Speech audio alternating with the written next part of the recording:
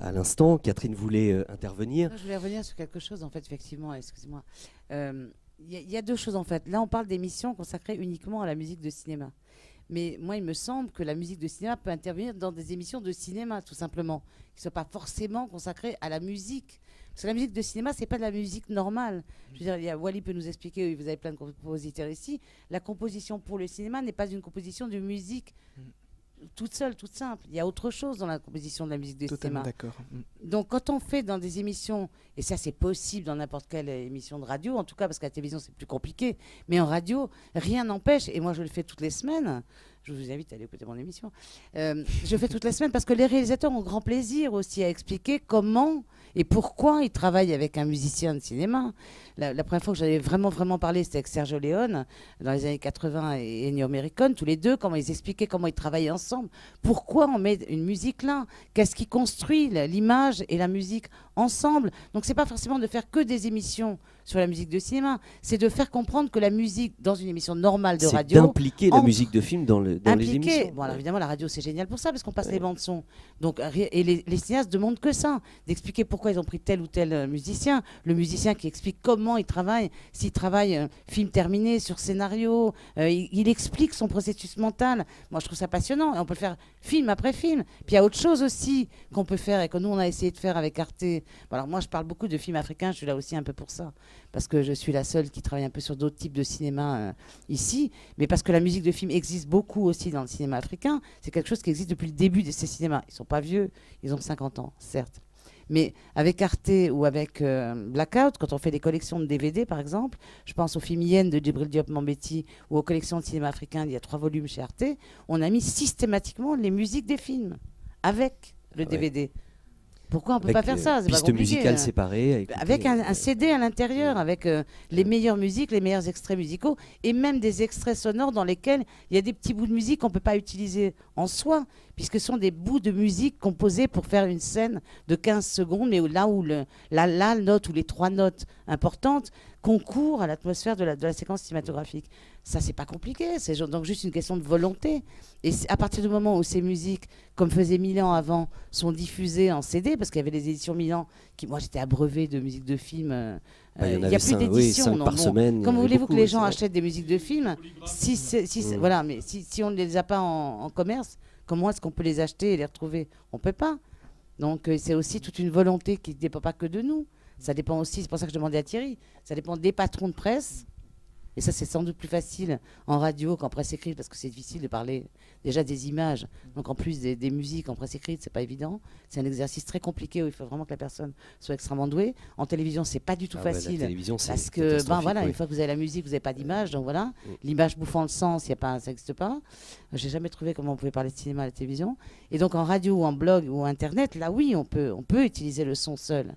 Et d'ailleurs, je voulais vous rappeler simplement, pour rigoler, parce que j'ai dit que j'étais à Mammouth, quand Paris, la première radio... Arrêtez de le dire, vous allez vraiment vous en convaincre un jour. J'en suis convaincue. La première radio, en fait, Paris, je ne sais plus comment elle s'appelait, la première radio parisienne, le Poste parisien, voilà. Quand ils n'avaient pas d'émission, qu'est-ce qu'ils faisaient? Ils passaient les bandes-sons des films. Et ça, c'est les vieux musiciens qui m'ont rappelé ça. Donc, vous voyez, ce n'est pas une idée nouvelle, ils passaient les bandes-sons des films. En permanence. Donc, si je dis pas de bêtises, et pourtant c'est pas mon domaine, quand je rentre tard et que j'allume France Info, c'est de la musique de film qui tourne toute la nuit, tous les soirs. Oui, exactement. Encore. Bien sûr. Exactement. C'est pas mauvais en plus. Oui, avec plutôt une bonne programmation d'ailleurs. Oui, c'est vrai. Non mais oui. Non, parce que tout à l'heure je disais un peu de mal des attachés presse, mais il y en a aussi qui font du bon travail. Et pour continuer dans l'optimisme, vu que Thierry est parti, je vais reprendre le relais de l'optimisme et saluer vraiment ceux qui font du bon travail, qui nous permettent aussi de parler de ce qui se fait en musique au cinéma. Il y a les producteurs, donc je salue Gaumont d'ailleurs, parce qu'il y a une représentante ici, et puis Why Not aussi, qui inclut dans leur production l'édition. Et du coup, il y a aussi un relais sur la musique.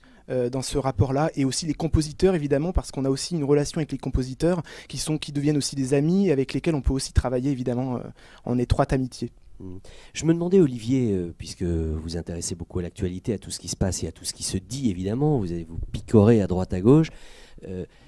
Tout à l'heure, on parlait du côté événementiel, on parle d'une musique ou on parle d'un compositeur quand il y a un événement autour. Moi j'ai été très frappé il n'y a pas si longtemps par Alexandre Desplat, au moment où en même temps on ne parlait que de lui par The Ghostwriter et en même temps par sa nomination à l'Oscar.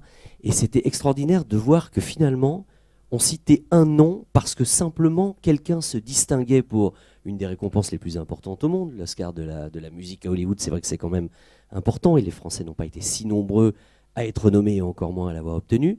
Mais on citait son nom, quoi. C'est pas pour autant qu'on essayait d'aller lui demander une interview et de c'était quoi le travail avec Polanski, qu'est-ce que c'est que cette histoire d'Oscar et cette carrière américaine très importante qui s'ouvre à lui. Est-ce qu'il n'y aurait pas aussi un manque de vraie curiosité, une envie de savoir qui n'existe pas finalement? En plus, oui, et bon client. En plus, ce qui n'est pas toujours le cas. En fait, je pense que c'est pas le meilleur exemple parce que il est presque, pour un compositeur de film, à un niveau de star maintenant. Il a travaillé avec Terrence Malick, il travaille sur Harry Potter.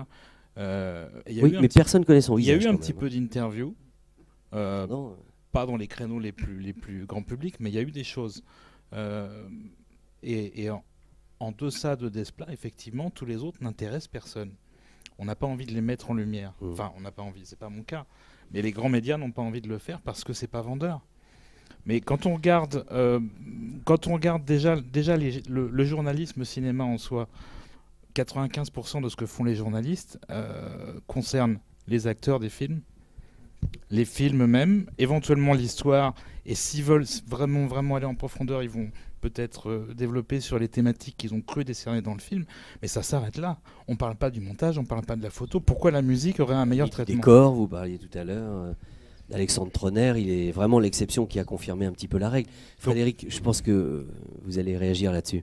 Mais en fait, je voudrais réagir parce que depuis tout à l'heure, on dit, on tourne autour du pot sans jamais vraiment citer, enfin en tout cas appeler un chat un chat. Je crois que ce qu'on est en train de déplorer, que ce soit en Espagne ou ce que vient de dire Olivier ou Catherine, c'est un manque de culture tout simplement musicale des personnes qui travaillent dans le milieu des médias. Pierre Bourdieu en son temps a fait je crois un ouvrage qui s'appelait le champ médiatique où il avait un peu analysé qui travaille dans les médias. Finalement on se rend compte que c'est un petit milieu de 300 personnes qui ont fait à peu près toutes les mêmes écoles, Sciences Po, les écoles d'attachés de presse, etc. Et or tout à l'heure on disait justement les attachés de presse ne communiquent pas les bonnes informations, etc. Moi je crois que le problème c'est vraiment un problème qui est à la base dans les cursus académique qu'on trouve aujourd'hui en France ou dans les pays européens. Je crois qu'aux États-Unis, c'est très différent. Hein. Quand on parle de médias, les cursus en médias aux États-Unis, il y a à la fois du cinéma, du journalisme, de la communication, de l'audiovisuel. En France, on est dans un système académique, universitaire, où finalement, quand vous entrez à l'université, vous devez choisir une filière infocom ou une filière cinéma.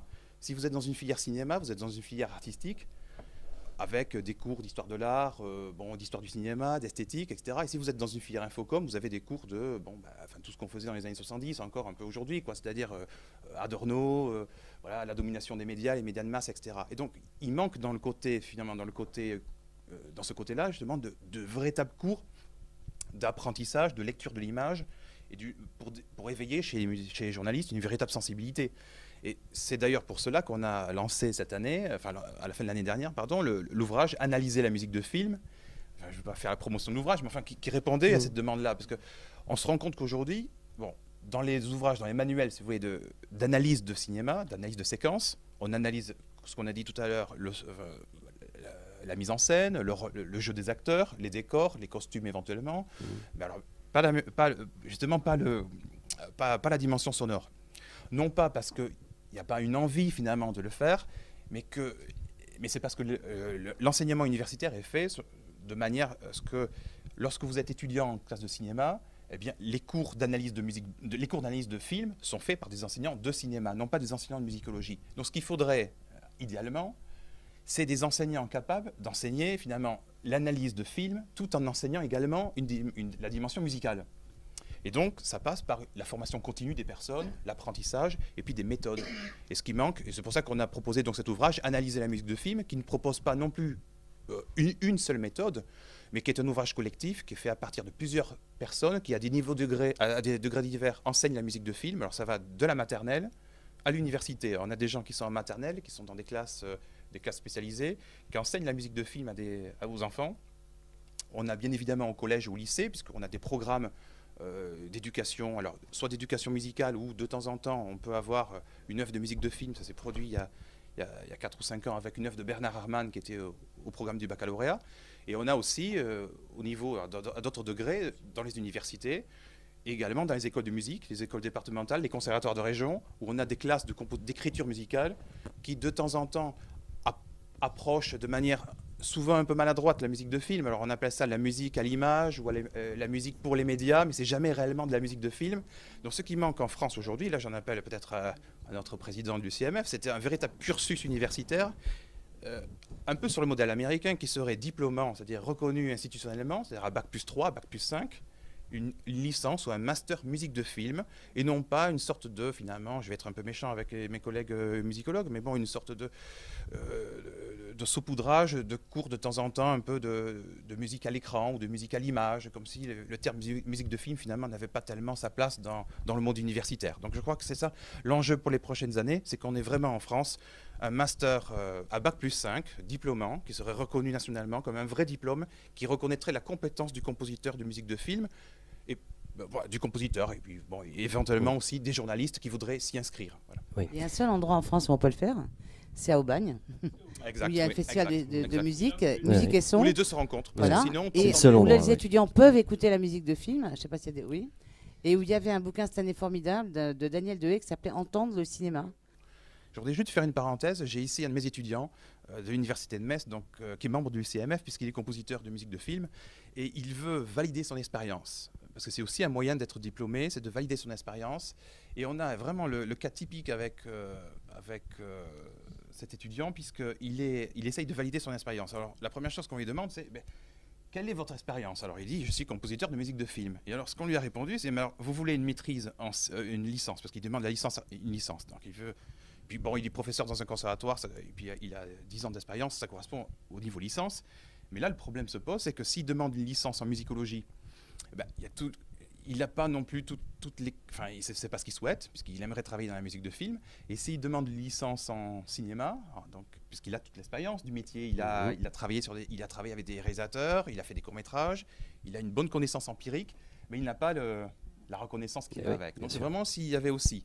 Alors, je pense que c'est important qu'il y ait la formation initiale, donc un diplôme, une formation donc diplômante initiale, c'est-à-dire en suivant les cours, mais également il faut que ça s'accompagne, et là je crois qu'il y a vraiment un besoin, une attente, qui est une formation diplômante, donc qu'on appelle en formation continue ou en validation des acquis, validation des acquis de l'expérience, qui est un droit d'ailleurs depuis une dizaine d'années, hein. Il y a une loi qui est passée, qui oblige d'ailleurs toutes les formations diplômantes à se doter d'un dispositif de validation d'acquis pour toutes les personnes qui les demandent, donc il manquerait ça aussi en France, un dispositif de validation d'acquis pour les compositeurs de musique de film.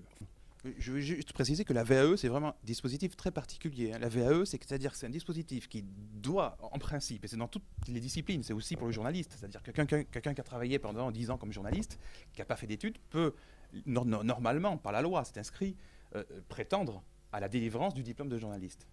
Donc, c'est la même chose pour les compositeurs de musique de film. La VAE, la délivrance du diplôme ne se ferait pas, enfin, pourrait se faire sur simple présentation, enfin simple, d'un dossier professionnel avec les références, les partitions, les DVD, un véritable dossier professionnel qui est soutenu devant une commission. Bon, la soutenance dure 1 ou 2 heures, etc. Il y a un passage d'un oral. Il y a quand même, on ne délivre pas les diplômes comme ça, mais c'est un dispositif un peu différent. C'est-à-dire on reconnaît vraiment l'expérience. Et quand on rentre dans cette et c'est vraiment, quand on rentre dans cette dynamique-là, ça bouscule beaucoup d'habitudes dans l'univers universitaire, hein, où on a encore beaucoup de mal à reconnaître que quelqu'un puisse se présenter un jour devant une commission avec un dossier et obtenir le diplôme que d'autres ont obtenu en 5 ans d'études. D'ailleurs, Frédéric, je crois que Nicolas Jorel voudrait dire quelque chose à ce sujet. Merci beaucoup. Ça sert à quoi d'avoir un diplôme de musique, de compositeur de musique de film?